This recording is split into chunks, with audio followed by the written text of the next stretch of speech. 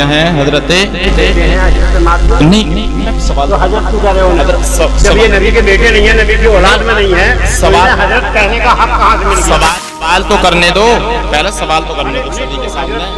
چلیے ٹھیک ہے۔ حاضر میں ایک فتنہ جو خود کو مولائی کہلوا رہا ہے، اس میں ایک نام کالی احمد کا بھی ہے، جو اس وقت لوگوں کو گمراہ کرنے میں کافی کاوش و کوشش میں لگا ہوا ہے، اور کچھ اسی کی طرح ناہنجار لوگ اس کا سپورٹ کر کے اسے معاذ اللہ رب العالمین مجدد بتا رہے ہیں، جبکہ یہ کھلا صحابہ کا گستاخ ہے۔ آئے دن حضرت امیر معاویہ رضی اللہ تعالی عنہ پر لعن طعن کرتا رہتا ہے، اور اس کے مرتد ہونے میں بھی کوئی شک نہیں۔ بنگلور مناظرے کے بعد اس نے اہل سنت کے جید علماء پر گالم گلوچ کیا ہے اور طرح طرح کے مغلظات بولے ہیں، جس کو سن کر عوام اہل سنت بہت زیادہ غضب میں ہے، اور انشاءاللہ العزیز بہت جلد اس کے خلاف کارروائی کرائی جائے گی۔ جنگ جمل جو ہوئی تھی اس میں حضرت عائشہ اور حضرت طلحہ اور حضرت زبیر تھے، اور ایک طرف مولا علی تھے، تو ان دونوں میں حق پر کون تھا؟ مولا علی تھے یا حضرت عائشہ یا طلحہ اور زبیر تھے؟ یہ سوال ہے نا تمہارا۔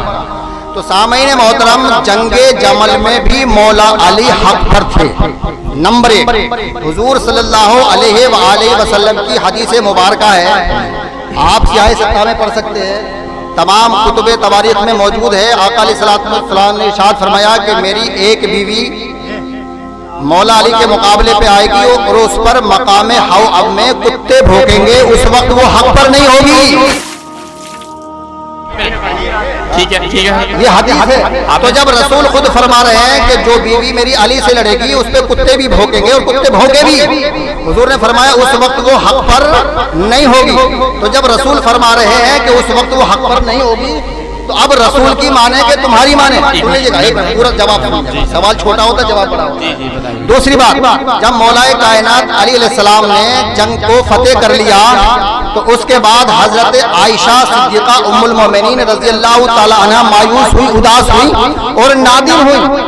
جب نادم ہو گئی تو سامعین محترم انہوں نے توبہ کی، جب توبہ کر کے نادم ہو گئی تو ساری بات یہ ختم ہو گئی۔ بھائی جب توبہ کر لے آدمی تو بات ختم ہو گئی۔ فَإِنْ يَتُوبُ يَكُ خَيْرًا لَهُمْ، اگر معاویہ بھی توبہ کر لیتا تو بات ختم ہو جاتی، مگر مولا علی سے لڑا بھی بعد میں، توبہ کا بھی کوئی ثبوت نہیں ہے، اسی کو تو منافق کہتے ہیں۔ کیا پورا ہو گیا آپ کا؟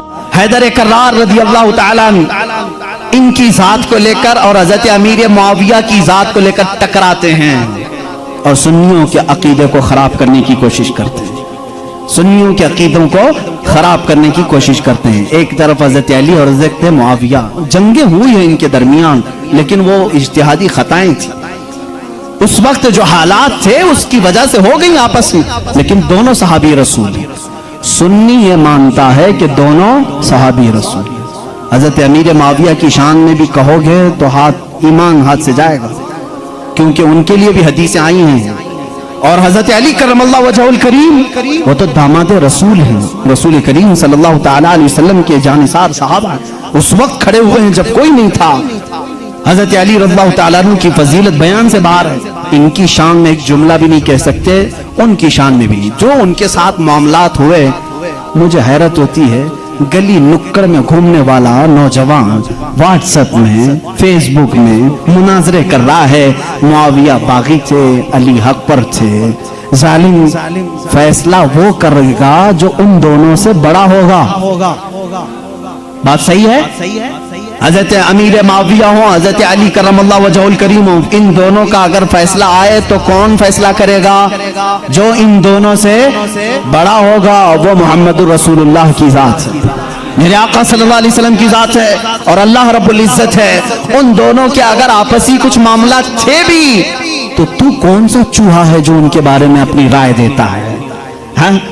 بعض وہ ہیں خارجی کسے کہتے ہیں جو حضرت علی کی شان میں بکواس کرتے ہیں، یہ ظالم یزیدی ہیں، آج بھی ہیں ان کی اولاد میں کچھ لوگ، اولاد کا مطلب ان کے جانشین ہیں، اس علم کو اٹھائے ہوئے ہیں جو یزید اٹھایا ہوا تھا، وہ حضرت علی کے خلاف بھونکتے ہیں۔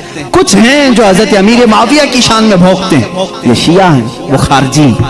لیکن الحمدللہ اللہ کا بڑا احسان ہے، ان دونوں کی ناپاکیوں سے ہمیں بچا کر مولا نے دونوں کی محبت میں ہمیں عطا کیا۔ اہل سنت و جماعت وہ ہیں جو معاویہ کی شان کو بھی سمجھتے ہیں اور حیدر کرار کی شان کو